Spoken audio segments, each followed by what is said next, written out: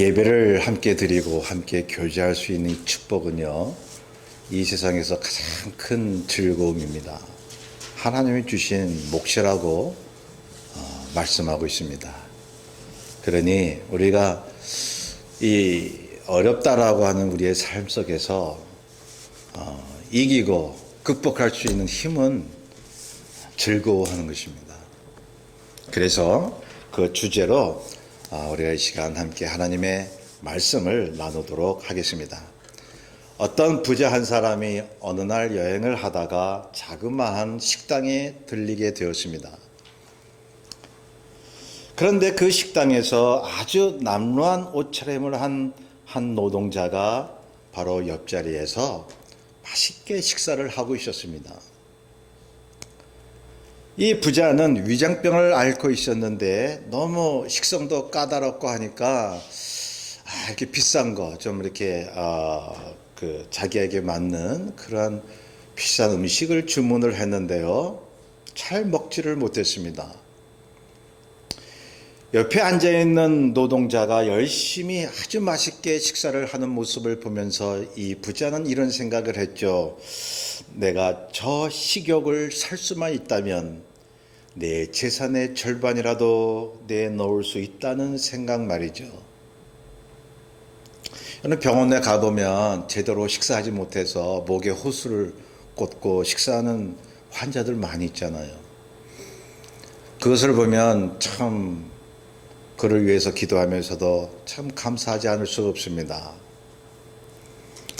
우리 주변에 가끔 그런 분들 보죠. 돈은 많고 명예도 있는데 건강을 잃어버려서 먹고 마시는 즐거움을 모르고 사는 사람들이요.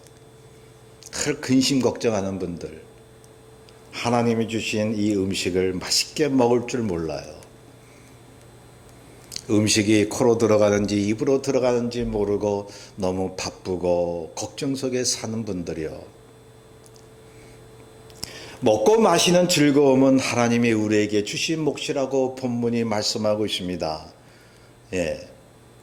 이 세 절을 읽었는데요, 그게 다 맥이 이어지는 거죠. 즐거움으로 하라는 그러한 말씀의 맥인 것입니다. 성도 여러분, 우리가 신앙인으로서 하나님이 주신 삶을 즐기고 있나요? 먹는 것, 입는 것, 사람 만나는 것, 가정생활, 직장생활, 교회생활 말이죠. 기쁨으로 하고 있나요? 신앙생활 하려면 물론 고달픔도 있습니다. 십자가를 져야 하고 손해도 감수해야 합니다. 양심을 지키려면 많은 그러한 어려움이 있을 수 있습니다. 남을 사랑하려면 마음이 슬플 때도 있는 거예요. 그 사람과 마음을 함께 해야 되니까. 그러죠. 미워하는 사람을 또 사랑하려면 또 그 과정이 괴로운 거예요. 괴로움을 겪어야 그 사람을 사랑할 수 있는 거예요. 쉽게 되겠습니까? 기도하고 괴롭지만 그 사람을 안아주는 게 우리에겐 그런 용기가 필요한 것입니다. 자, 그런데 그렇다고 해서 하나님이 주신 인생이 마냥 고달프라고 주신 것이냐 하는 것입니다. 오늘 본문 말씀처럼 기쁨으로 즐기라고 주신 것입니다. 십자가를 지는 것도 결국 기쁨이라고 말씀하고 있습니다. 손해보는 것도 결국 그리스도 안에서 즐거움이라고 말씀하고 있습니다. 너희가 내 이름으로 핍박받을 때는 즐거워하고 기뻐하라. 너희 상이 큼이라. 그러니 마냥 너 마음이 그냥 좋아가지고 그냥 희희낙낙하는 것만 즐거움이냐 이거예요.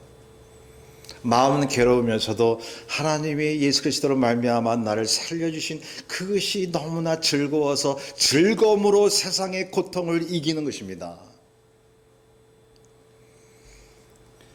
그리스도를 떠난 쾌락주의, 사치와 방탕, 인간 중심의 즐거움, 금욕주의조차도 하나님 앞에 가증한 것이 아니겠습니까? 금욕주의도요, 신앙으로 포장한 자신의 의를 나타내려고 하는 거죠.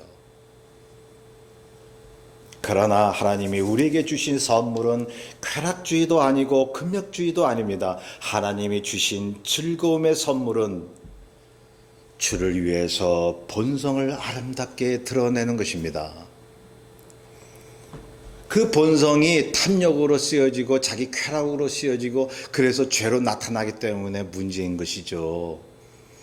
하나님이 원래 주신 본능과 본성은 굉장히 아름다운 것이라고요. 그리스도 안에서 하나님이 기뻐하시는 본성을 우리는 가지고 있습니다. 그 예가 바로 식욕입니다. 그리스도 안에서 하나님의 주신 식욕은 참으로 선하고 아름다운 것이잖아요. 뭐 식탐을 가지고 막 먹는 걸 그냥 먼저 앞세우고 먹기만을 그냥 거기만 목표를 두고 사는 사람들은 이건 하나님이 주신 음식을 제대로 먹지를 않는 거예요. 탐욕이 들어가면 그 문제가 생기는 거죠. 그런데 그리스도 안에서 주님께 감사하고 기뻐하며 음식을 먹는다면 하나님이 기뻐하신다고 말씀합니다. 음식을 맛없게 먹으면 하나님이 기뻐하실까요? 밥맛이 없어도 즐겁게 먹으면 어떻습니까? 겸허하게 기쁨으로 먹으면 밥맛이 좋아지는 것입니다. 밥맛이 없어도요, 그건 늘 경험해요. 아, 맛있다, 맛있다. 자꾸 입으로 얘기를 하면 맛있어져요. 밥맛이 없을 때 참으로 맛있네 하면 정말 맛있게 느껴지고 몸과 마음이 건강해지는데 여러분, 이것도 우리의 신앙임을 아십니까? 오래전 저는 친구 집에서 친구와 함께 밥을 먹고 있는데요. 제가 평소에 의아하게 생각했던 것이 있었습니다. 저희 집에서는요, 아무리 반찬을 잘 차려놨어도 밥맛이 없을 때가 많이 있었습니다. 그런데 다른 사람의 집에 가서 밥을 먹으면 시어 꼬부라진 김치 하나만 있어도 얼마나 꿀맛 같은지 몰라요. 너무너무 맛있어요. 그래서 제 친구와 함께 밥을 먹으면서 이런 말을 했어요. 나는 왜 집에서 먹을 때는 밥맛이 없다가 다른 장소에서 먹으면 이렇게 밥맛이 나지? 그랬더니 그 친구가 이렇게 얘기했습니다. 그것은 겸손 때문이야. 저는 그 얘기를 듣고 아, 그렇구나.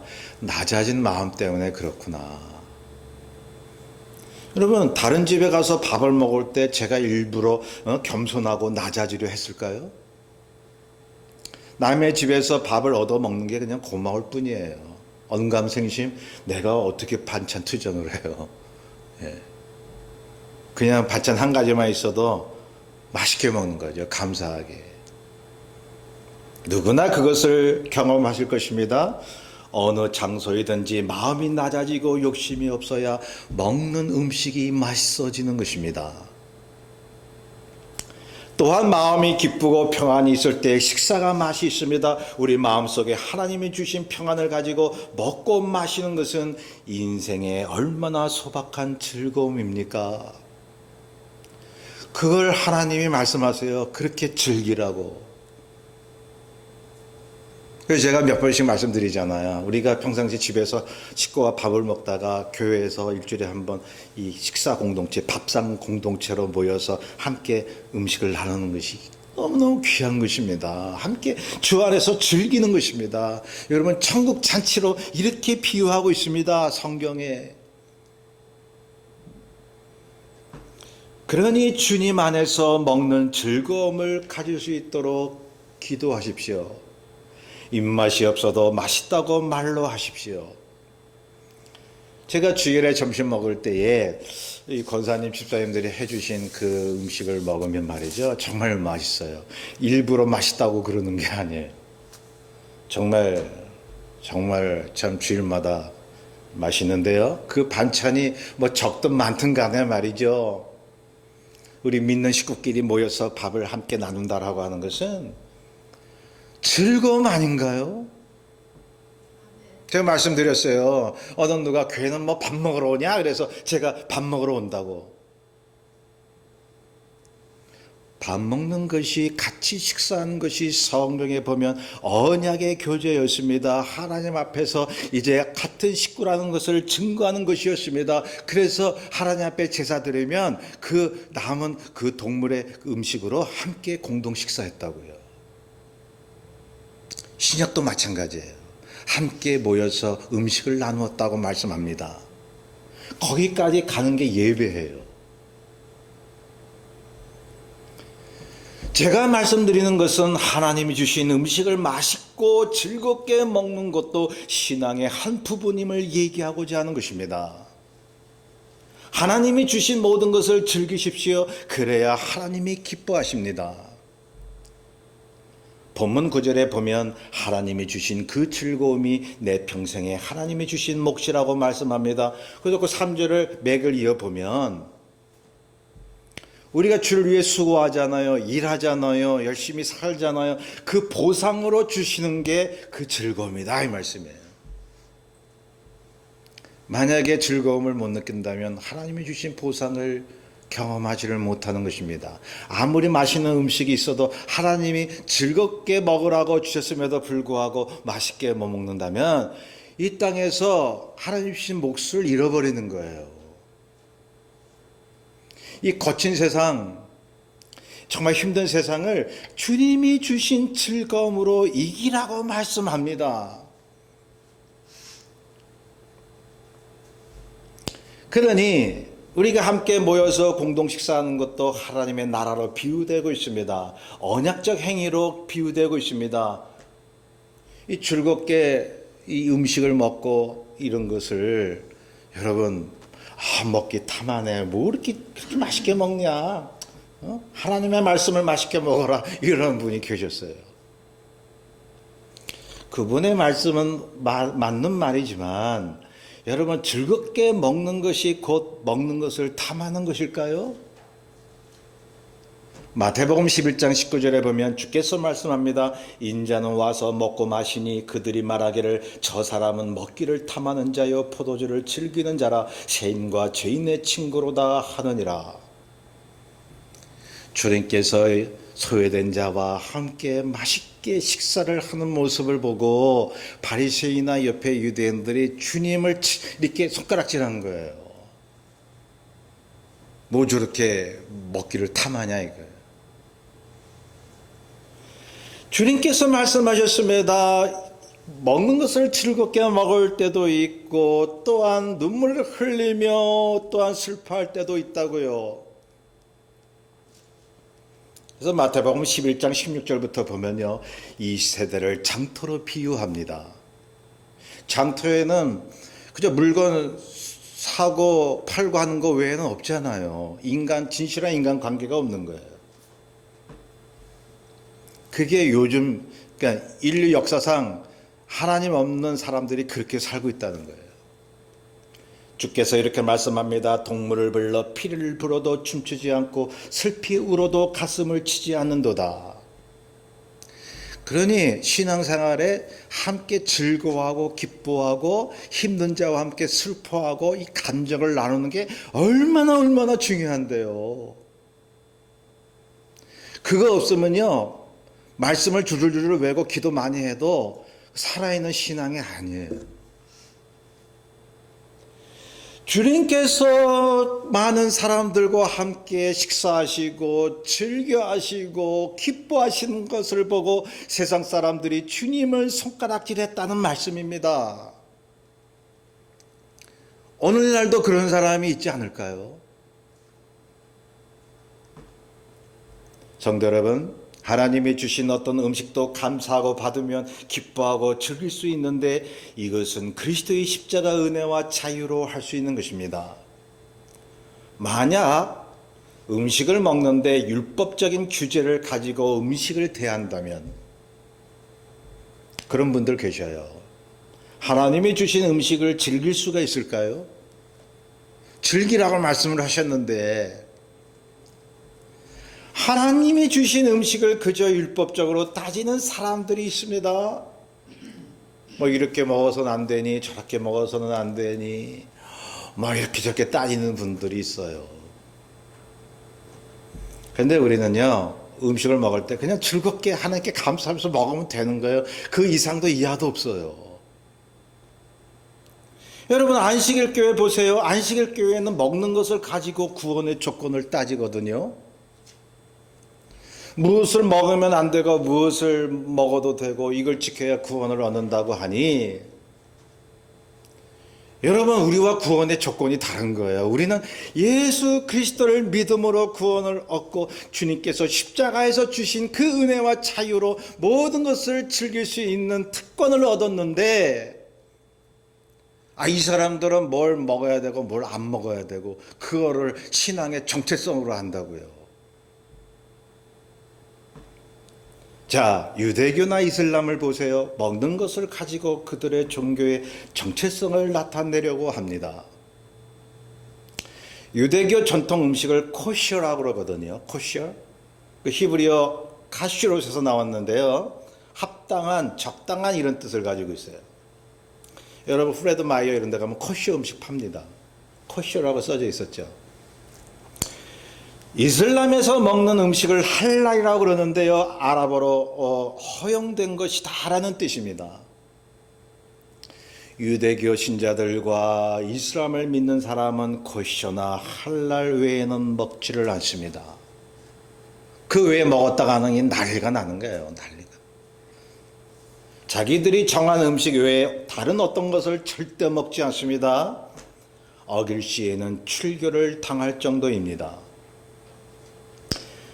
그 사람들이 이제 그 구약에서 다 인용을 한 것인데요. 신명기 14장에서 금지한 음식이 굽이 두 쪽으로 갈라지지 않은 동물이나 두 쪽으로 갈라졌어도 되새김을 못하는 동물들, 대표적으로 돼지 같은 동물입니다.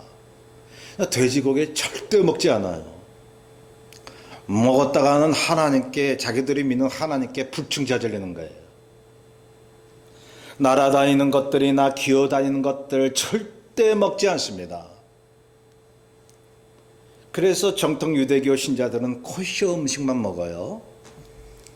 그 음식이 뭐예요? 발굽이 갈라지고 되새김하는 포유류, 가금류, 식용으로 허용된 동물의 우유와 유제품입니다.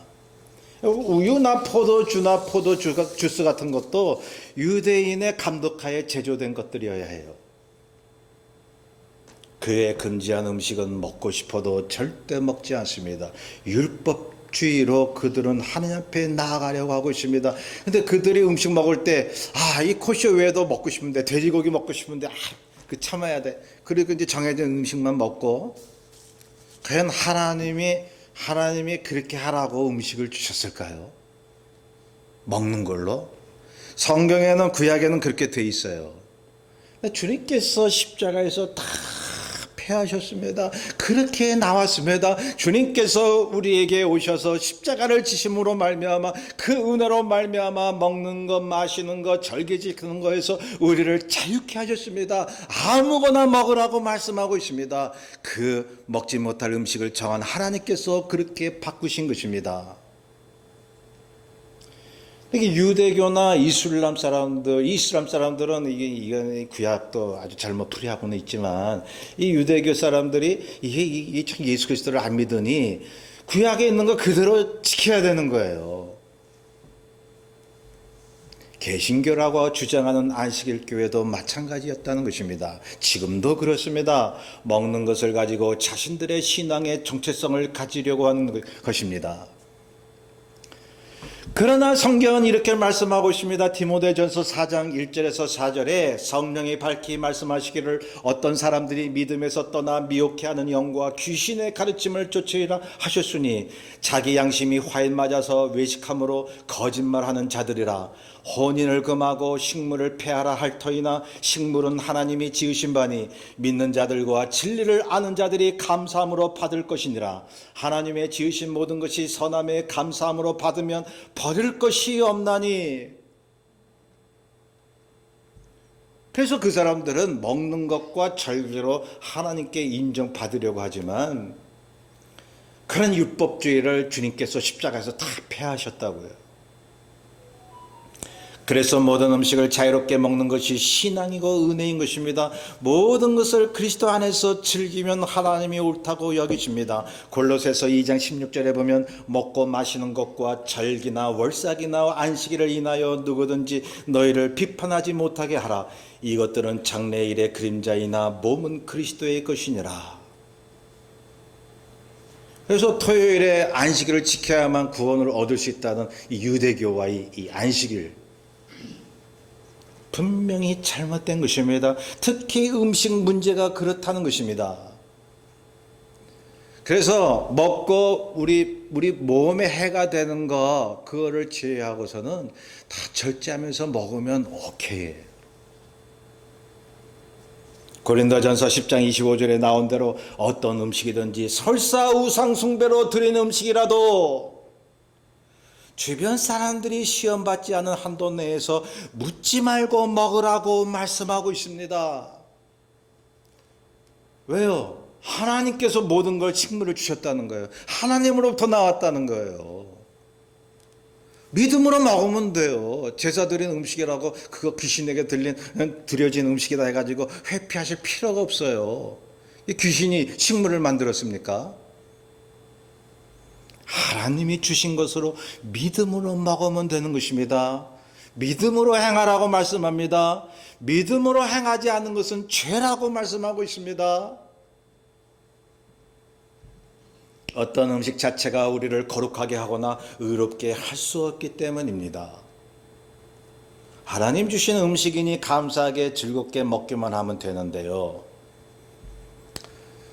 어떤 분이요, 기독교인이라고 하는 분이 구약의 레위기 17장 11절에 나온 피를 먹지 말라고 해서 선짓국을 안 먹는 분이 계셔요. 선짓국. 저도 안 먹어요. 그냥 싫어요. 개인적으로 싫어하거나 뭐 건강상 안 먹는다면 그렇게 해도 되죠. 그런데 율법주의로 안 먹는다면 그분은 주님이 주신 자유와 즐거움을 거부하는 것입니다. 선짓국 먹었다고 의롭고 먹었다고 해서 안 의롭고 그 선짓국을 내가 안 먹었다고 해서 의롭게 되는 게 아니라는 것입니다. 여러분, 여기 나오는 포도주의 경우도 보십시오. 여러분, 포도주는 양면성이 있습니다. 첫째로 부정적인 면이 있습니다. 창세기 9장에 보면 노아가 포도주에 취해서 부끄럽게도 옷을 벗었습니다. 그 아들이 흉을 받습니다. 노아가 그 아들에게 저주한 내용이 나옵니다. 이 포도주 때문에 만취한 거죠, 노아가. 또한 잠언서 20장 1절에 보면 포도주는 거만하게 하는 것이요 독주는 떠들게 하는 것이라고 말씀을 하셨습니다. 잠언서 23장 20절에는 술 취하고 음식을 탐하는 자는 가난하여질 것이라고 말씀하고 있습니다. 잠언서 23장 31절에는 포도주는 붉고 잔에서 번쩍이며 순하게 내려가나니 너는 그것을 보지도 말지어다라고 말씀합니다. 그래서 포도주 마시는 것을 아예 안 하는 사람이 있거든요. 교회 다니는 사람 중에. 그런데 성경에 보면 긍정적인 면이 또한 나오고 있습니다. 전도서 9장 7절에 보면 너는 가서 기쁨으로 내 식물을 먹고 즐거운 마음으로 내 포도주를 마실지어다. 시편 104편 14절에서 15절에 보면 사람의 마음을 기쁘게 하는 포도주를 주셨다고 말씀합니다. 이사야서 55장 1절에 보면 포도주와 젖을 사라고 말씀합니다. 심지어 주님이 최후의 만찬 때에 포도주를 그분의 보혈로 상징하셨습니다.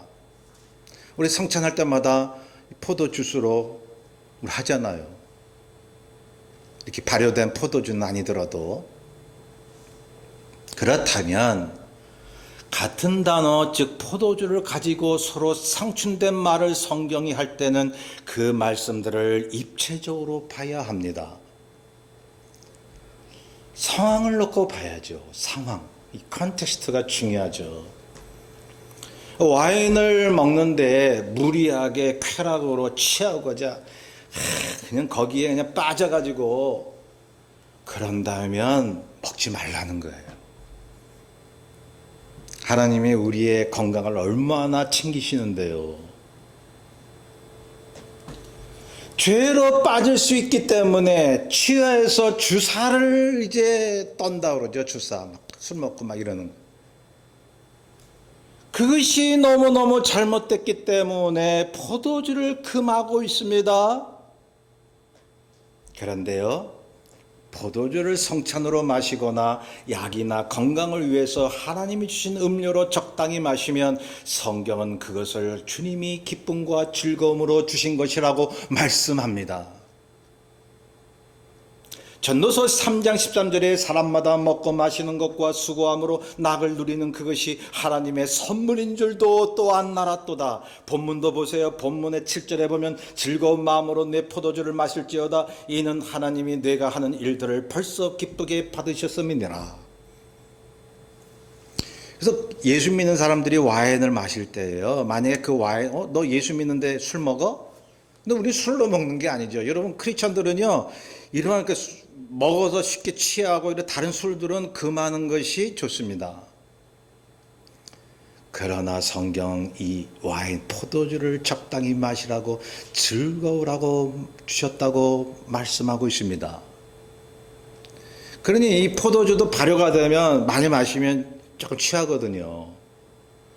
그런 걸 보고 안 믿는 사람이 나를 보고 너 예수 믿는 사람이 술 먹어? 그러면 그 사람 앞에서 마시지 말아야 돼.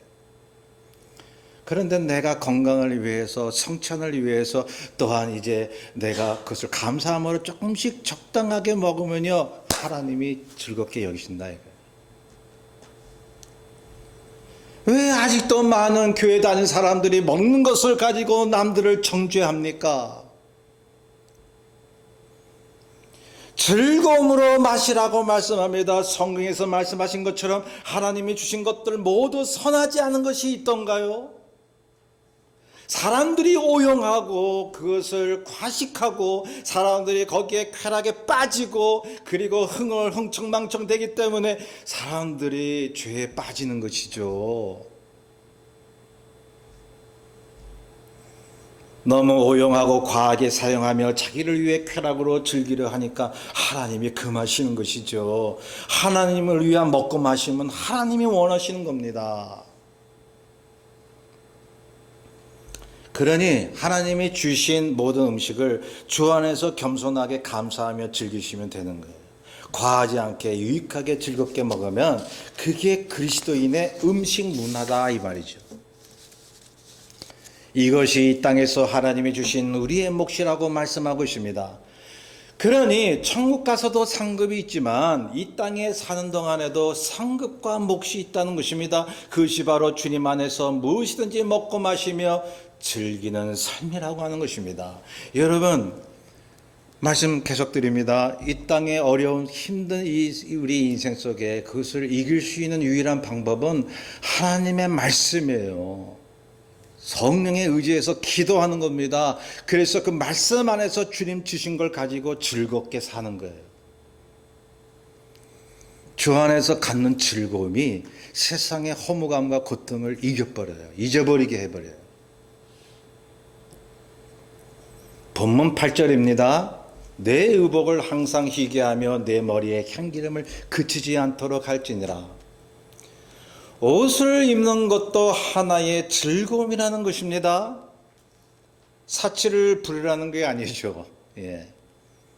옷 입고 다니면서 최대한 깨끗하고 단정하라는 것입니다. 여러분 크리스천들은 누구를 만나든지 항상 용모가 단정해야 합니다. 그것이 하나님께 하시는 것으로 성경은 말씀합니다. 머리나 우리 자세 있잖아요. 이런 걸어가거나 앉은 자세 같은 거를 잘 해야죠. 어떤 분은 이렇게 누구하고 상담을 하는데 그 상담자가 그냥 이렇게 반은 누웠어요. 왜 왔어요? 문제가 뭔데? 이러고 기도해. 아주 그냥 그렇게. 그러면 이 내담자가 기분이 좋겠어요? 상처받고 가는 거지. 여러분 사람들을 대할 때요, 우리의 자세와 우리의 눈빛 모든 것이 말이나 행동이 겸손해야 합니다. 하나님의 사람으로 드러낼 수 있어야 됩니다. 그것을 즐길 수 있어야 된다는 거예요. 어떤 크리스천 학생이 교회를 올 때마다 어디를 갈 때마다 늘 머리가 헝클어져 있었습니다. 제가 한국에서 공부할 때 크리스천 학생이 그런 학생이 있었어요. 잘 씻지도 않은 것 같고 수염은 덥수룩했습니다. 그리고 덜렁덜렁거리며 이렇게 이제 길을 가는데 어느 누가 그 친구에게 얘기를 했습니다. 야, 너 씻지도 않냐? 이렇게 맨날 볼 때마다 머리가 헝클어져 있고 막 그냥 그러냐? 그렇게 얘기를 하니까 이 학생 얘기가 하나님은 마음의 중심을 보시지 외모를 취하지 않으신다라고 대답을 했습니다. 여러분, 하나님이 외모로 취하지 않는다는 게 그게 거기에 적용이 되는 말씀이에요. 여러분, 본문에 보면은 내 일복을 항상 희게 하며 내 머리에 향기름을 그치지 않도록 할지니라고 말씀을 하셨는데, 여러분, 믿는 자들은 옷 입고 다니면서 깨끗하게 하고 다니는 그것이 신앙의 한 부분으로 말씀하고 있더라는 것입니다. 어떤 분은 또 이런 분이 있어요. 이 다 떨어진 고무신을 신고 다니는데요. 뭐 좋죠. 검소하게 보이고. 근데 어딜 가나 이 고무신을 신고 하는 말이, 주변 사람들한테 하는 말이, 이거 아무나 고무신 신고 다니는 거 아니야. 그러니까는 이게 이제 검소하게 보이면서 좀 이렇게 영성이 있는 것처럼, 뭔가 이렇게 수도승처럼 그렇게 이제 하고 다니는 거예요. 그래서 그분 얘기가 저한테도 그런 얘기를 하고, 이 고무신은 아무나 신고 다니는 게 아니야 라고 하는 그 뉘앙스에 뭐가 느껴지냐 하면요, 자기는 지금 하나님 말씀에 돌을 닦고 있다 이거예요.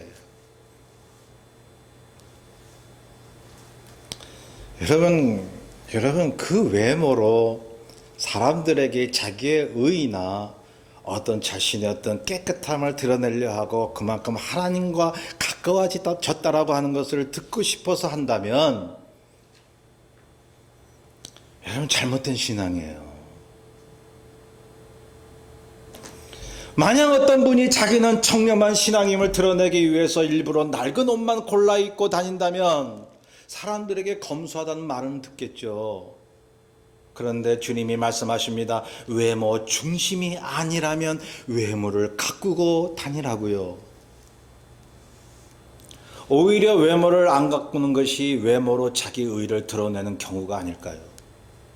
주님께서 말씀하셨어요. 마태복음 6장 17절에 이렇게 말씀하셔요. 너는 금식할 때에 머리에 기름을 바르고 얼굴을 씻으라. 이는 금식하는 자로 사람에게 보이지 않고 오직 은밀한 중에 계시는 내 아버지께 보이게 하려 함이라. 주님이 말씀하시는 것이 이것입니다.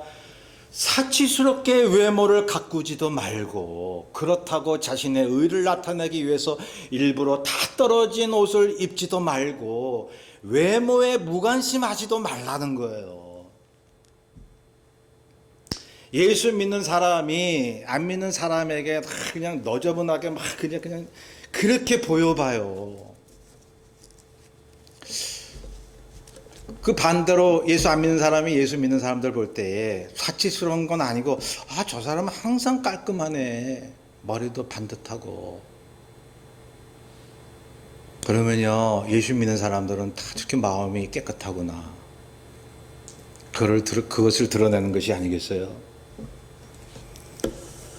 8절을 본문 전체의 맥락에서 보면 외모를 좀 가꾸고 사는 즐거움도 주님이 주셨다는 것입니다. 그거 잘못된 신앙 아니에요. 외모 가꾸는 거.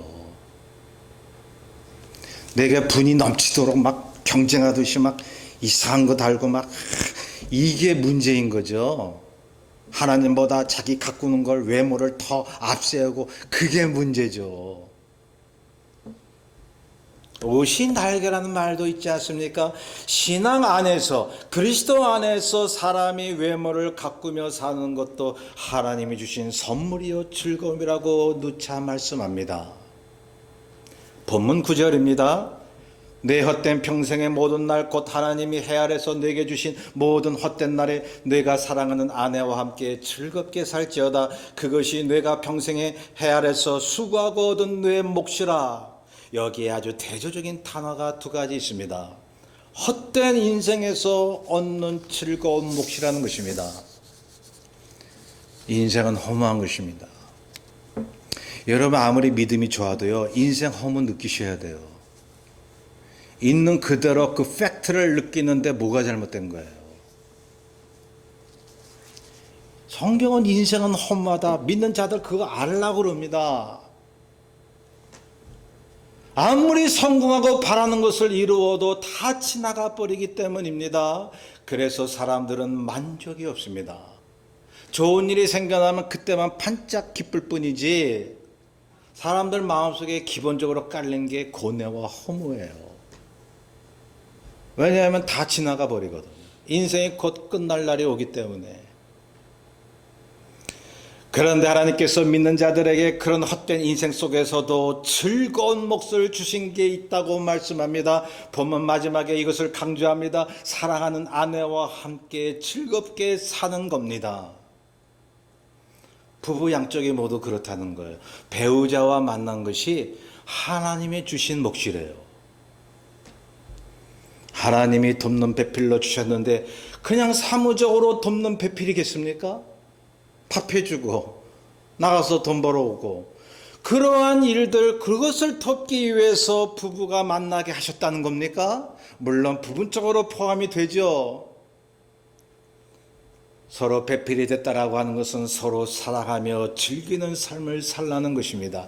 하나님의 의를 위해서 살라는 것입니다. 남편은 아내는 남편을 사랑하게 되면 즐겁게 사는 그런 하나님의 축복을 느끼지 않습니까? 그 사람이 내 마음에 들어서 사랑하게 되나요? 배우자가 내 말을 잘 들어서 사랑하게 되나요? 어떤 땐 그렇잖아요. 때로는 얼굴도 보기 싫은 그러한 때요. 정말로 이 세상에 부부가 서로 마음이 잘 맞아서 잘 모든 게 100% 일치가 돼서 잘 사는 사람은 극히 드뭅니다. 거의 없어요. 오히려 이상한 거예요. 배우자를 사랑하게 되는 첩경은 먼저 하나님을 사랑하는 것입니다. 하나님을 사랑하면 배우자를 사랑하게 되어 있습니다. 사는 게 즐거운 것입니다. 그러니 여러분 배우자뿐만 아니라 사람 만나는 게 즐거워야 되잖아요. 교회 올 때 그분 만나고 싶어. 빨리 주일이 됐으면. 교회 생활이 얼마나 즐겁겠습니까? 사람 만나는 것도. 사람 만나는 게 피곤해지면요, 이거 참 힘든 거예요. 근데 사람 만나서 대화할 때 정말 마음이 기뻐지고 즐거우면 말이죠, 믿음을 가지고 주의 말씀을 새기면 그렇게 될 수 있다는 거예요. 제가 저번에도 말씀드리지 않았습니까? 믿음 한다고 정말 믿음 있는 사람이 아니라고요. 이 가까이에 사는 어떤 분이 계셔요. 저는 그분을 만날 때마다 너무 말이 많은데요, 상대방 말할 틈을 안 줘요. 그분 하는 얘기가 믿음 제자화가 어떻고 제자가 되려면 어떻게 돼야 되고 뭐 1시간이든 2시간이든 뭐 계속 얘기를 하는데요, 저는 그분을 만날 때마다 괴로운 거예요. 믿는 사람끼리 만나서 말씀을 나누고 믿음을 나누는 것이 참 중요하고 좋은 것입니다. 그런데요, 만날 때마다 즐거운 관계가 된다면 때론 농담도 하고 장난도 치고 웃으면서 같이 놀 줄도 알고 주님 그러라고 말씀하고 계셔요. 피리를 불면 함께 춤추고 즐거워하라고 말씀하고 계십니다. 진정한 믿음의 핵심 정석은 말이죠, 말씀으로 인한 인간끼리의 즐거움입니다. 만나면 좋은 거예요. 딱딱한 말만 하는 게 아니라 정말 자신의 어떤 흉도 드러내고 서로 위해주고 서로 재밌는 말도 하고 하나님이 주신 나의 몫은 하나님이 주신 모든 것을 가지고 주 안에서 기뻐하고 즐기는 데 있습니다. 믿음 있는 사람은 심지어 시련과 역경도 즐깁니다. 여유가 있기 때문입니다. 하나님이 주셨기 때문입니다. 모든 것을 즐길 수 있는 것은 믿는 자들의 특권인 것입니다. 즐겁게 살다가 가야죠. 즐겁게 살다가 가세요. 하나님의 뜻입니다. 신앙생활에 맨날 그냥 고달프고 그냥 십자가 지니까 맨날 근심하고 맨날 그냥 그러라는 게 아니죠. 평생 헛된 인생을 사는 것 같고 아픔밖에 없는 인생일지라도 주님이 주신 모든 것에 감사하며 믿음으로 즐기며 사시다가 주님 품에 안기시는 저와 여러분 되시기를 주의 이름으로 축원합니다. 우리의 뜻을 잘 생각하면서 찬송가 559장 찬송합니다.